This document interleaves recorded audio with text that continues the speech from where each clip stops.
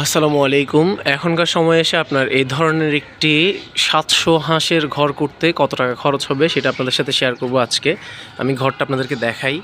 এই যে দেখেন, প্রথমে হচ্ছে টিন, আমি টিন দিয়ে করছি। এটা হচ্ছে আপনার লোহার দরজা এবং জালি। আমি ভিতরে দেখাই আপনাদেরকে। আমি এখনও ফ্লোর করি নাই, আমার চিন্তাভাবনা আছে আমি ফ্লোর করব না। এই পাশটাতে আপনার টিন একটু উঁচা দিয়েছি, যদিও এই পাশে দেওয়ার নিয়ম হচ্ছে অনেক নিচু করে। উত্তর দক্ষিণে সবসময় আপনার বেশি খোলা রাখবেন। এখানে হচ্ছে নেট, আর এই হচ্ছে ঘর। এখনও ফ্লোর আমরা সমান করি নাই। এই হচ্ছে ঘর। তো আপনি এই সময়ে এসে আপনার এই ধরনের একটা ঘর করতে কত খরচ যায়, আমার কত খরচ গেছে এবং আমি কেমন সুবিধা পাবো আশা করতেছি, এই সকল বিষয় আপনাদের সাথে শেয়ার করব। তো চলেন শুরু করা যাক। এটা হচ্ছে ঘর। এই যে দেখেন, প্রথম 3 ফুট আমি টিন দিয়েছি, এরপর হচ্ছে জালি। জালিও আমি ভালোগুলাই দিছি। আপনাদের গ্রামে বাড়িতে যদি হয় তাহলে আপনারা আরও কম দামে দিতে পারবেন। চলেন এখন আমরা আপনাদেরকে হিসাবটা দেখাই কি কি খরচ হলো। আর এখানে দিয়েছি পিলার। সরাসরি হিসেব দেখানোর আগে আপনাদেরকে একটা জিনিস বলি, আপনি কখনোই বেড়া এত উঁচু করে দিবেন না। আমি দেওয়ার কারণ হচ্ছে আমার এখানে চোরের উপদ্রব অনেক বেশি, সেজন্য নিরাপত্তার কারণে আমি এত উঁচু করে বেড়া দিয়েছি।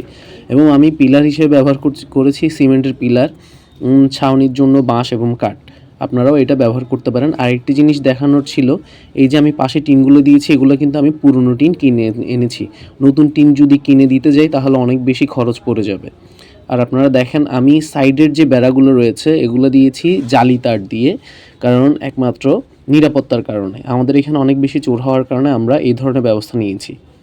আর একটা জিনিস দেখানোর ছিল, এটা হচ্ছে এই যে ওনাদের টিন কাটার স্টাইলটা, এটা হয়তো আপনাদের কাজে লাগতে পারে, তাই শেয়ার করা, না হয় এখানে আর আলাদা কিছুই নেই। এখন আমরা চলে যাই সরাসরি হিসাবে। আমরা চলে আসি আমাদের খরচের হিসাবে। তো প্রথমে আমরা কিনেছিলাম সিমেন্টের পিলার আমাদের কাছে প্রতি ফিট নিয়েছে 50 টাকা করে। এখন আপনি যদি ঘর অনেক বেশি উঁচু করেন তাহলে আপনার পিলার বেশি লাগবে, বেশি উচ্চতার পিলার লাগবে। যদি আপনি কম উঁচু করেন তাহলে আপনার কম লাগবে। তো আমাদের টোটাল 20টি পিলার লেগেছে, বিভিন্ন সাইজের, 12 ফুট, 11 ফুট, 10 ফুট, এইভাবে আমরা একচালা ঘর করেছি। আমাদের 20টা পিলারের দাম নিয়েছে 12,000 টাকা। তারপর আমরা পাইরের বাঁশ 6টি, এটা মিস্ত্রিরা বুঝবে, আপনারা যারা গ্রামে থাকেন তারাও বুঝার কথা। পাইরের বাঁশ 6টি নিয়েছে 1,500 টাকা, একটা 250 টাকা করে। এরপর ছাউনিতে যেটা রূপার বাঁশ হিসেবে কাজ করে ওগুলো লেগেছে আমাদের 25টির দাম নিয়েছে 2,500 টাকা। লাল প্লাস্টিক রশি লেগেছে আমাদের 6 কেজি। লাল প্লাস্টিক রশি আপনারা চিনে থাকবেন, যেগুলো দিয়ে বাঁশ বাঁধা হয়। এরপর আমাদের কাঠ লেগেছে 30 ফিট মানে সেটা হচ্ছে আপনাদের কিউব ফিট। হ্যাঁ, প্রতি কিউব ফিটের আলাদা হিসাব আছে, সেটা আপনাদের কাঠের দোকানে গেলে বুঝিয়ে দিবে। তো আমাদের যেই কাঠ লেগেছে সেটা হচ্ছে 30 ফিট। 30 ফিটের দাম এসেছে আমাদের 12,000 টাকা। তারপর আমাদের পেরেক লেগেছে 3 ইঞ্চি এবং 2 ইঞ্চি লেগেছে 4 কেজি। আর যে 4 কেজির দাম হচ্ছে 480 টাকা। এরপর হচ্ছে টোপ পেরেক অথবা ছাতি পেরেক বলে অনেকে, ওগুলো অনেক বেশি লেগেছে, কারণ আমরা যেই জালি আটকিয়েছি, তারপর টিন আটকিয়েছি, সবগুলো এই টোপ প্যারাক দিয়ে আটকানো হয়েছে। ওগুলো লেগেছে 9 কেজি এবং টোপ প্যারাকের দাম অনেকটা বেশি, 240 টাকা করে, আমাদের 2160 টাকা লাগছে। এরপর হচ্ছে গুণাতার, যেগুলো দিয়ে আপনার বেড়া বাঁধে, টিন বাঁধে, আপনারা অনেকেই চিনবেন যে তার লেগেছে 2 কেজি, 150 টাকা করে, 300 টাকা। এরপর হচ্ছে যেটা ছাউনির টিন, চালের টিন, এগুলো লেগেছে আমাদের 6 বান, যেটা শুধু আমাদের চালেই ব্যবহার করেছি। 6 বানের দাম নিয়েছে আমাদের 20,000 টাকা।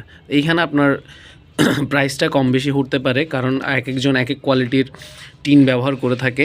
আমি মাঝামাঝি কোয়ালিটির টিন ব্যবহার করেছি, যদি আরও ভালো ব্যবহার করতাম তাহলে আরও বেশি টাকা যেত। আমাদের বেড়ার টিন, যেগুলো আমরা আপনাদেরকে দেখিয়েছি, পুরাতন টিন আমরা কিনে এনে এরপর ব্যবহার করেছি। সেগুলো যদি আমি নতুন টিন দিয়ে দিতাম তাহলে অনেক বেশি খরচ হতো। সেখানে আমি কি পরিমাণে এনেছি আমার ঠিক খেয়াল নেই, তবে আমার টোটাল বেড়ার টিন গিয়েছে 8,000 টাকা। এরপর হচ্ছে তারের নেট। তারের আমরা যেই নেটগুলো ব্যবহার করেছি সেগুলো মোটামুটি ভালো কোয়ালিটির, সেখানে আমাদের খরচ হয়েছে 14,000 টাকা। সব কিছুর পরিবহন খরচ, মানে আমাদের পিলার, কাঠ, টিন, একদম বেড়ার নেট, সব কিছু মিলিয়ে আমাদের পরিবহন খরচ হয়েছে 4,000 টাকা। এরপর হচ্ছে আমাদের মূল খরচ, যেটা ঘর তৈরি করার ক্ষেত্রে আমরা মিস্ত্রিকে দিয়েছি, সেটা হচ্ছে 16,000 টাকা। 16,000 টাকা আমরা কন্ট্রাক্টে তাদেরকে কাজ দিয়েছি। আমরা চাইলে ডেলি দিতে পারতাম। ডেলি দিলে একটা ঝামেলা হচ্ছে যে আপনি দাঁড়িয়ে থাকতে হবে, না হয় তারা কাজ চুরি করবে। তাই আমি আপনাদেরকে বলবো, আপনারা যদি কখনো এই ধরনের ঘর তৈরি করেন তাহলে অবশ্যই মিস্ত্রিকে আগে থেকেই কাজটা কন্ট্রাক্টে দিয়ে দিবেন, যাতে তারা কাজ চুরি করতে না পারে এবং তাড়াতাড়ি শেষ করে। এইখানে আমাদের টোটাল কিছু খরচ গেল, আরও কিছু খরচ আছে। সেটা হচ্ছে আমরা যে দরজা লাগিয়েছি, আমাদের দরজার দাম হচ্ছে 4,000 টাকা। এরপর আমাদের ফ্লোর সমান করা বাবদ আরও খরচ হবে 5,000। ফ্লোর আমরা করব না, সেটা শুধু মাটিই থাকবে। আপনি যদি ফ্লোর করতে যান, পাকা করতে যান, তাহলে আপনাদের আরও অনেক বেশি খরচ হবে। আমি শুধু মাটি দিয়েই ব্যবহার করতেছি। এরপর আমাদের যে বিদ্যুৎ সংযোগের কাজ রয়েছে, সেখানে বিদ্যুতের তার এবং হোল্ডার এবং বোর্ড এবং মিস্ত্রি খরচ সব মিলিয়ে আরও 3,000 টাকা। সব মিলিয়ে আমাদের টোটাল খরচ হয়েছে 1,05,840 টাকা। তো আপনারা এখন 2026 সালে এসে এই ধরনের একটা ঘর করতে গেলে এই ধরনেরই খরচ হবে। মোট কথা 1,00,000 টাকার উপরে যাবে, মোটামুটি মাঝামাঝি কোয়ালিটির যদি করতে যান। আর এর চেয়েও ভালো করতে গেলে আরও অনেক বেশি খরচ হবে। আর এর চেয়েও কম খরচে যদি করতে যান, তাহলে আপনার ঘরের কোয়ালিটি অতটা ভালো হবে না, অথবা অনেক লম্বা সময় আপনারা ব্যবহার করতে পারবেন না। তো যখনই আপনারা ঘর করবেন, যদি লম্বা চিন্তাভাবনা থাকে, তাহলে অবশ্যই চেষ্টা করবেন জিনিসগুলো মোটামুটি ভালো দেওয়ার। তো এছাড়াও কোনো কিছু যদি জানার থাকে অবশ্যই কমেন্ট করতে পারেন।